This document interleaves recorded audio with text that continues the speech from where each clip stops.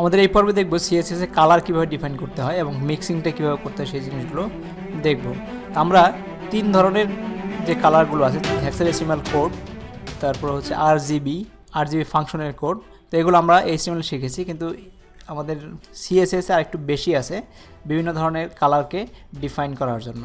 তো একটা হচ্ছে hexadecimal code, short hex code, RGB absolute আর কিওয়ার্ড, বিভিন্ন কিওয়ার্ডের মাধ্যমে আমরা দিতে পারি।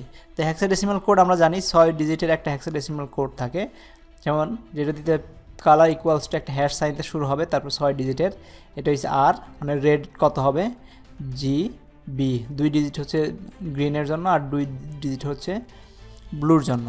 তো শর্ট কোডে আমরা দিতে পারি হ্যাশ আরজিবি, কালার একটা শর্ট কোডে একটা ভ্যালুর মাধ্যমে প্রেজেন্ট করতে হয়, যেমন 6A7 এভাবে দিতে পারি।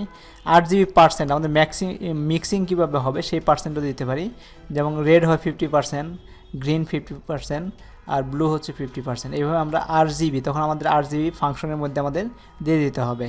তার অ্যাবসোলুট কালার হচ্ছে আরজিবি, এই 0 to 125 এর মধ্যে ভ্যালুগুলো দিয়ে আমরা দিয়ে দিতে পারি। তারপর কিওয়ার্ড দিতে পারি কালার টিল, তারপর ব্ল্যাক, রেড, গ্রিন, এগুলো কিওয়ার্ড মানে লেখা হিসাবেও দিয়ে দিতে পারি। তো বিভিন্ন ধরনের হ্যাক্সা কোড আছে, হ্যাক্সা কোডগুলো ডিফাইন করা হয়, এটা হচ্ছে ব্ল্যাক 0 সব 0 আর হোয়াইট হচ্ছে সব এফ। তা শর্ট হ্যাক্সা কোডের মধ্যে হচ্ছে 3টাই 0 হচ্ছে ব্ল্যাক আর সব 3টাই এফ মানে হচ্ছে হোয়াইট।